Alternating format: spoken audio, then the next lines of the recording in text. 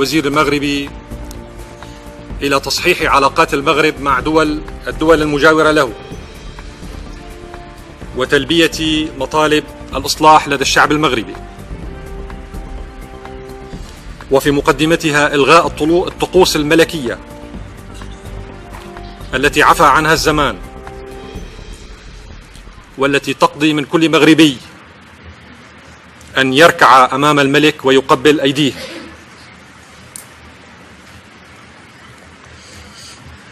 ثم ماذا عن قضية الصحراء الغربية؟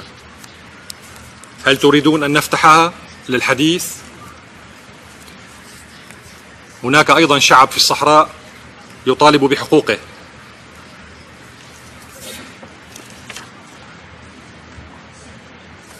Merci, Monsieur le Président.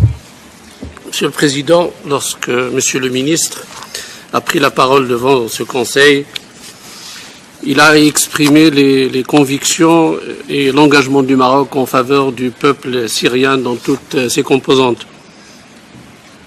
Le représentant de la Syrie ici tout à l'heure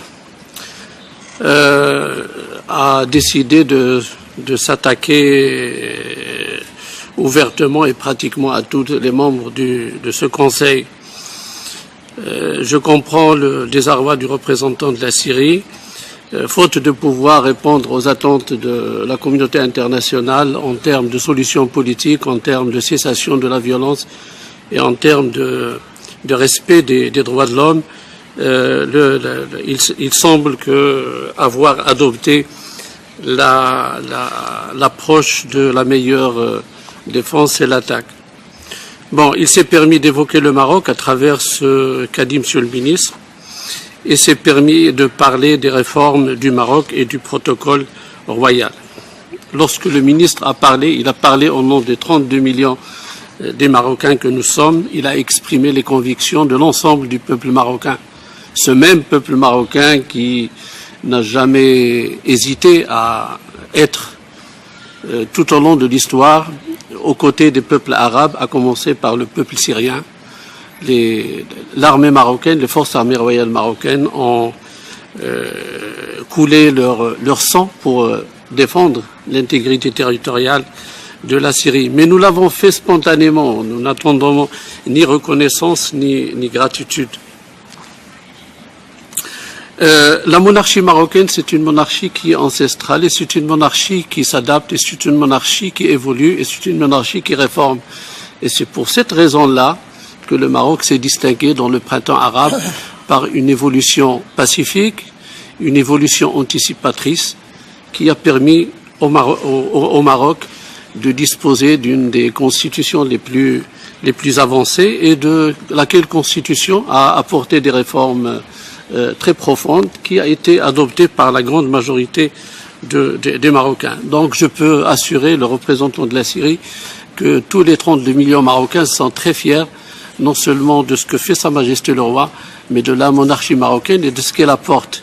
Et lorsqu'ils expriment une déférence vis-à-vis de l'institution monarchique, ils le font spontanément, ils n'ont pas besoin de l'aval de quiconque ou de la reconnaissance encore moins de distingués représentants de la Syrie.